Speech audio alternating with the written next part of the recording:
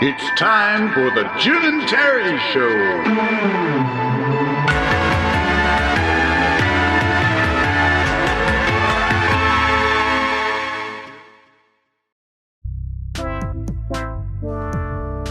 The Jim and Terry Show, coming to you from the Hobbit Hole Studio in Bob Cage, and I'm Terry. I'm Jim.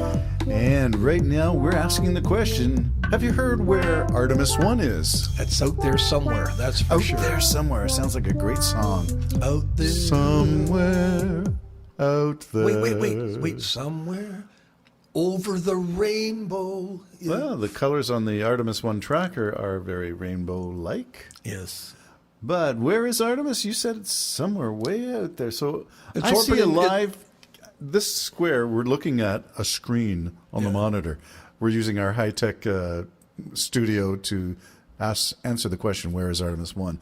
But I'm looking at the live feed from NASA, which has a small dot in the upper right quadrant of the screen. And it looks like whatever camera is taking this is mounted somewhere up and above, sticking out from maybe a solar panel. Well, it has or something. solar panels out. So do you think that's where it's being taken from? I'm guessing, yeah. Interesting shot because you see the capsule. But you also just saw the moon move. So the capsule must have moved. Must have done an adjustment. Yeah. Are we moving in towards the moon at this stage, or are we zipping past it and then we'll be captured by the moon and brought into it? Yeah, it's. I don't know, but yeah, it could be. It's the because gravity. it went into a close orbit, about 80 miles, and then it's going to go out to slingshot tens around? of thousands of miles. Really? And then that'll be the furthest point any human-rated vehicle has ever been. And they got the mannequins on board, and they're all wired up to see what the radiation is and how to fight all this stuff. So once it goes onto that larger orbit, and I forget what they call it, it'll go back. I believe it'll go back in and then swing around and head back home. So at one point in its mission, Artemis 1 will be the farthest away that any human-rated capsule has ever gone. Ever been, yeah. Only to be outdone, we hope, by the Lunar Gateway. It's not going to be that far away, though. But the SpaceX... Oh, yeah, I think the Gateway is going to be orbiting out like that. Really? That far away from the moon? Yeah, and come back in and go out. I don't know why. I'm not quite sure why, what the reasoning is.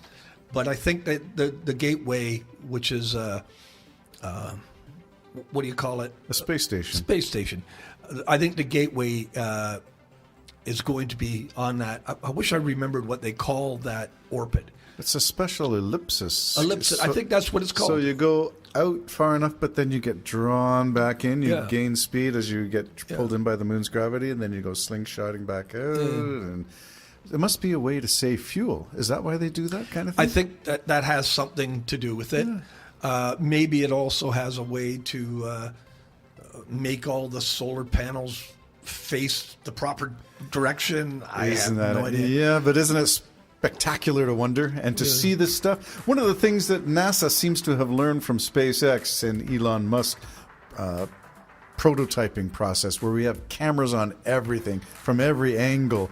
We see everything. Now NASA's doing the same thing. And good for them. And so they should, because NASA, it was really almost hard to believe, but their last few moon landings, nobody watched them. Couldn't care less. Old school. What? Yeah, old school. Couldn't care less. The only one that really got attention was Apollo 13, which almost died. Yes. You know, and I'm convinced now that orbit is designed so that the capsule's always within the sunlight. So it's all based on solar energy then. That's what I'm thinking. Because to face. If you're close to the moon orbiting, you're going to have a dark side. Oh, it all depends. You can, I guess you could orbit that way, and I don't care. So we don't know. We're not astrophysicists. However, we do see the sun in the sky. And as long as the panels are facing the sun that we see, they'll be getting energy the same as we do. And you realize our minions now have gone to the bathroom.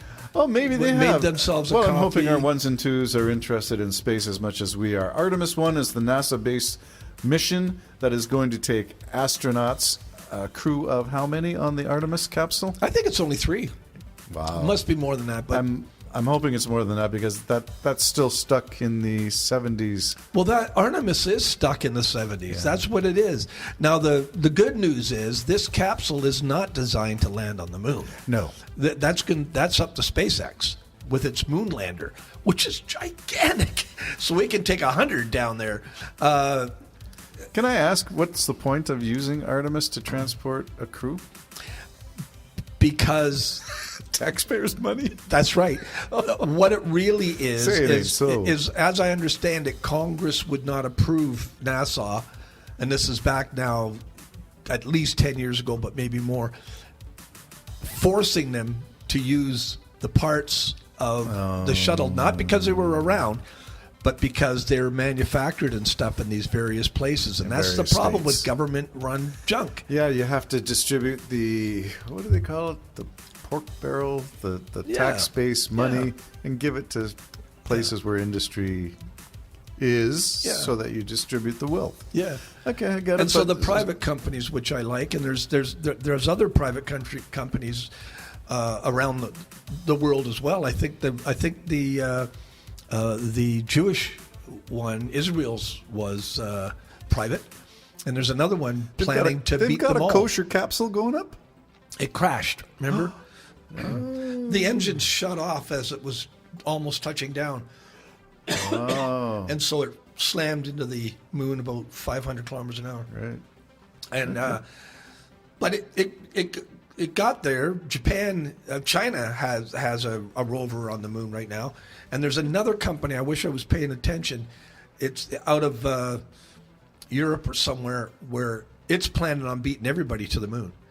Maybe not with a human on board, but a lander to land on the moon. Apparently, it's very difficult to do. Just call us naive, Jim, but yes, it's very difficult. All of this stuff is amazing to me. So I am looking forward to the completion of the Artemis 1, the touchdown in the ocean. It's going to, parachute in and fall into the ocean. It's going to be the fastest moving re-entry of anything that's ever. So there's going to be information about that too, and they've got a new yeah. heat shield that they were testing as well. Yeah, this thing's booting it in way faster than anything else has. And yeah, so they're going to, hopefully it doesn't burn up because that'll screw everything up. Because the next one's not going to be for another 2 years. Is that because they have to Meanwhile- build it all from scratch? Meanwhile, I'm hoping Musk will send that Japanese billionaire Yes. and his 10 Around the guests moon. around the moon. I'm hoping that all Is that happens. 2024? Well, yeah, I think so. That's just around the corner. We Just haven't even around- got a launch yet. Yeah. Haven't even got a launch yet, but you know that he's pretty confident with the number of towers he's built Yes. and the way it's moving forward. Do you realize they've just built their 200th Raptor 2? Wow. That's a Raptor 2, That's the second the Raptor version. 2. And when everybody thinks that Musk isn't doing well, his American car companies pumping out a car every 30 seconds. Wow, a fully assembled. Yeah. The China one's going to pump out 5,000 a day. Okay, well, that brings up some contentious issues, which we can go into another episode regarding producing anything in China in this political climate. But we can talk about that later. Yep. Let's get back to this and I tend to agree with you, by the way. talk about SpaceX role. We're sending. This is NASA sending a capsule, which is no bigger than the Apollo.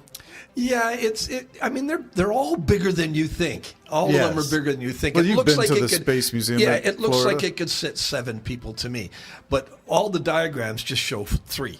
So I don't know if that's going to be it. Okay. But don't forget, then we have the Gateway, which is going to be the space station orbiting around the moon, which will be fully manned, I think. Who's going to launch that to that? I think it's. Moon orbit. I think Musk is going to be launching a lot of that on his Super Heavy, not necessarily. Well, how much did you say that Super Heavy can take? Well, I meant the Heavy, the Falcon Heavy, the Super Heavy, and I heard it now 3 times.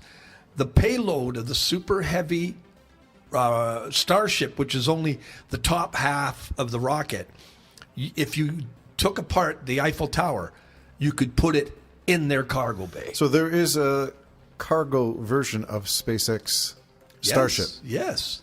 as well as a crewed version. Yeah, well, there's a moon version, a crewed version, a tanker version, and they're even talking about one to clean up space. Like a To like open a the Pac-Man, alley. like a Pac-Man, Yeah, opening up the fairing. and bringing the stuff back. I think there's 7 or 8 versions of the. Oh my gosh! And the Space Force, the American Space Force, is interested because you can go anywhere in the world in a half an hour. Yes, is that the point of testing the Artemis return at such a great velocity? I'm not sure. Does speed kill? Yeah. Okay, stay tuned. That was our SpaceX update and Artemis 1 update. Look for it in the skies above you. And the if you're Jim and out Terry there, Show. we're not coming after you if you We're screw not. up. We're not.